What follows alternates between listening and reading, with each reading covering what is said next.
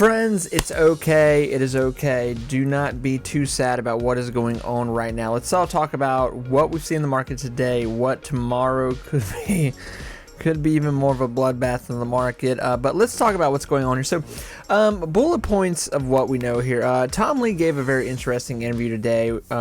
It's today or yesterday. Tuesday, and he said, hey, it was today. Stock market, this may be the week where we see it bottom. Tariffs are coming into play tomorrow. We've got all this stuff coming on. If things were to tank more than this, then we would be in talks of, okay, we're seeing a whole new level of sinking. Now, can that happen? Of course, it can happen. Anything's possible. But this should be the week where we see things go, okay, this is the lowest we're going to go, and now we're going to build from here. So this is where we're at right now. But what is happening right now, 100%, is that most investors, they are bearish. They are scared. They are running for the hills. They have sold out. They have taken loss. They've taken profit wherever they can, and they've left. They have left. Now, here's the interesting thing, what we know, as we know right now. Tomorrow, Trump is giving his State of the Union speech, his thing, and I'm sure it's going to be long. He's going to talk about all the stuff that's going on here, and we'll see more about that. And then on top of that, the tariffs are taking effect tomorrow on Canada, Mexico, China. These are happening tomorrow. So we'll see how the market responds to these even more. Obviously, the market does not like these tariffs right now. It is big problem for the market. Now, with that too, job reports coming out Friday. So that could be just the knife in the gut for the rest of the week, this market. So like I said, this week is going to be very up and down. It's going to be a great week if you're short selling, buying and selling here. I mean, I made some trades today, here, there. I mean, the market started off okay this morning, and then when the tariffs stuff just got, pretty much confirmed, the market just completely tanked even more. So we could be nearing the bottom. Who knows? But what that bottom is going to be, boy, oh boy. So let's talk about, some more stocks that I think people should look at. We don't know the time frame of how long this is going to last, okay? The market could obviously bottom out here soon, and it could say, hey, we're done. We'll stop right here. We're okay. We're going to, because we just, mathematically we can't go down anymore unless something terrible were to happen. Now, there's a lot of good deals out there. There's a lot of good deals. You've got Tesla sitting around, 280 almost. You've got Coinbase, right, almost 200. You've got Meta down over $100. I mean, this stock, still crazy expensive, but that's a stock that is guaranteed to do very well no matter what's going on this market here the next handful of years. And then you got Apple. Apple's just chugging along here doing what Apple does, but still a very nice position to buy in. So let's go right into just mentioning Big Bear here. So Big Bear, I wanted to bring out this candlestick chart here because, I think with everything kind of trying to find its bottom right now, that's kind of what a lot of us are wondering. What is the bottom with a lot of our favorite stocks right now that we've been investing in, tracking, buying, selling? What have you been doing? Whatever you've done with these stocks here at this point, you're just accumulating. You're like, I'm loving this. I'm just buying more and more and more of my favorite stocks because I'm going to hold these for a long time into the future. Completely understandable. So with Big Bear here, I said this. I've said this almost every day now, I think, but I think Big Bear is going to rest somewhere around the 230, 40, 50 range here. I think probably 450 is coming here probably within the next 48 hours. Okay, so I still expect Big Bear to do some sell-off here. I think it's going to be, it's going to trickle up a little bit of life into it, some short day trading, and then we're going to see just no support being able to hold it, and then it's going to keep trickling down here.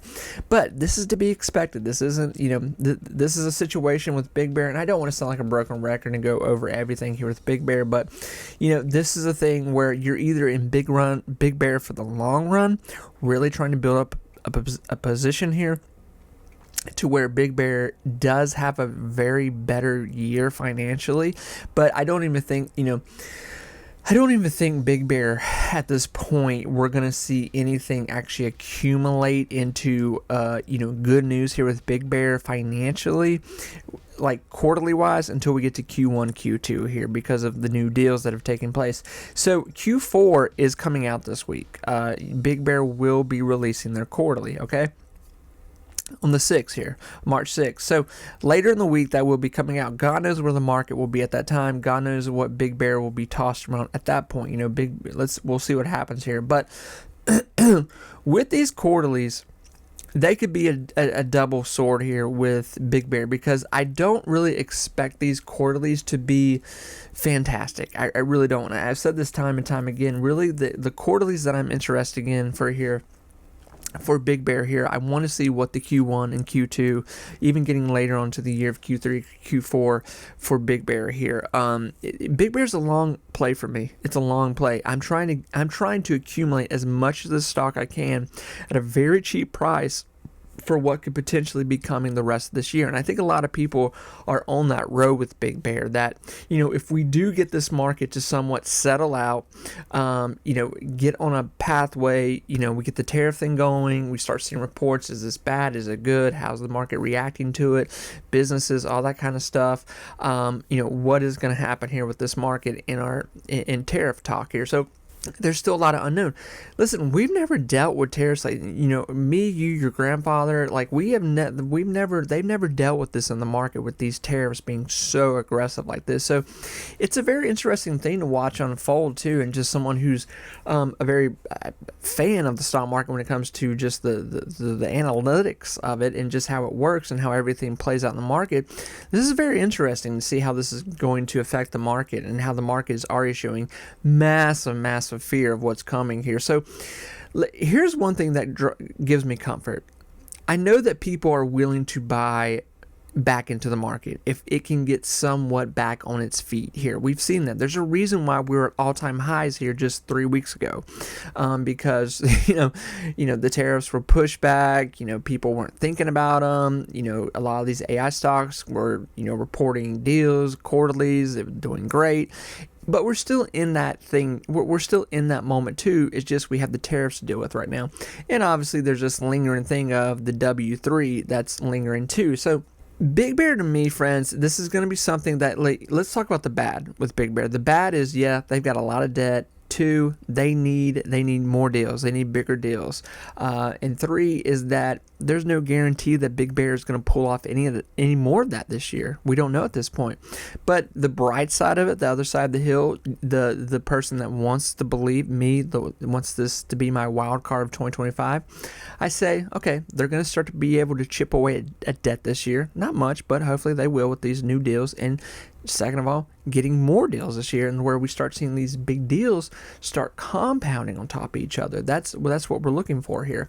So I think Big Bear more than likely is going to take it's going to take a little more hit. Okay, it's going to take some more hits. So don't be, when you see Big Bear probably trail down to like 450, 430 range, it's to be expected, but it's up to you at that point to decide where you want to go with this with Big Bear. So that's what I have to say about Big Bear right now. I'm still very excited about what's coming here with Big Bear, and I have no doubt if these tariff situations weren't being talked about right now and the market wasn't downsliding, Big Bear probably would have survived at like a 6 to 7 high dollar range here, just to play around there for at least a little bit longer before people got, you know, bored of it and moved on before, you know, we hear about any more good news with it. So Palantir in a very similar level, you know, scenario right now, looking for a place to call home with this position it's at right now. So it's at this low $80 range. It's looking to either break down into 70, which I think is possible. If there was a week for stocks to hit, you know, some levels they haven't hit in a while, it's probably this week. Like we said, this is going to get worse before it gets better here. So with that, you know, Palantir here could slide down to a $75 position this week. It's a weird thing this week, because it's so much unknown news this week, where, you know, we've got Trump. We've got the tariffs tomorrow. We've got Trump talking. Who knows what that's going to turn into? It may drive up the market for a little bit, but then, you know, we've got more news coming out this week. And the job reports will always, if they're bad, it will always damage the market. So we could just end out the week with like just a total annihilation. And then next Monday, we're just like, who survived? Who made it? So right now, Palantir is in this position where that huge jump you're seeing right there, where I wrote Q4, that jump right there was when Palantir hit their Q4, that huge quarterly they had to wrap up the year, and that's when the stock went from 105 to 115, 20, almost $26, and then tariff news slash defense cut, boom, stock dropped aggressively. Here we are. Now with that too, now we're back kind of before Q4 earnings here. We're back in this low $80 range here, going into a high 70. So yeah, I don't know. It's going to be interesting to see what the survival rate of Palantir can be this week. It's going to be very interesting. I don't know that's going to be able to keep that $80 range here this week. I don't think it's going to be able to hold it because there's so much unknown news at this point, and the news does not look good from what we can tell. But in the long run, I fully believe this is probably opportunity more than not to start buying up Palantir, because what's going to happen is this market is going to shift. The market's not going to stay down here forever, and that's the thing you have to realize. You've got to make some decisions like, hey, I'm taking this time to just not be scared. I'm looking at this as pure opportunity to get into the market here. This is my moment to get into the market, okay? 100%. That's how you should probably be looking at this. Even if you're buying ETFs, look at it that way. And then, friends, SoFi. I bought more SoFi today. I bought a good chunk more of SoFi today at these levels. Now, why I bought more SoFi is because I believe SoFi is going to have amazing more quarterlies this year.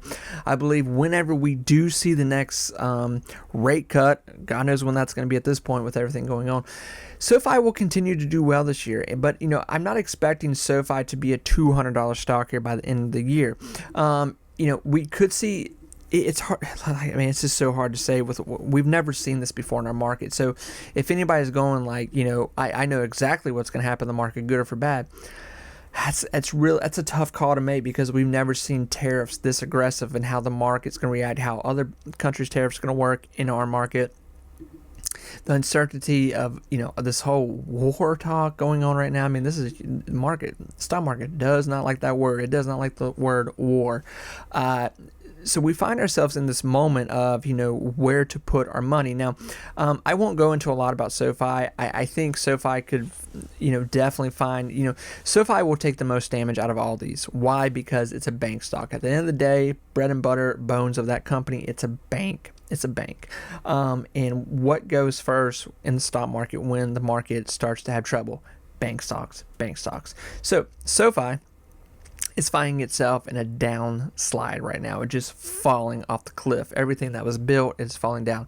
Now, I would be curious to see if SoFi could, by the end of this week, if we continue to see a downslide in the market, could SoFi maybe reach $11 position? Could it reach, $10 position?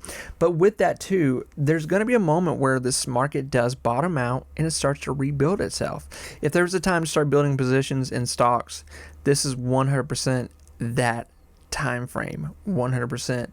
So friends, I'm putting money in this market. I'm not one of these people who there's obviously things that I'm not going to put money into the market right now, but I am putting money weekly into a lot of ETFs, ones that I've talked about on here.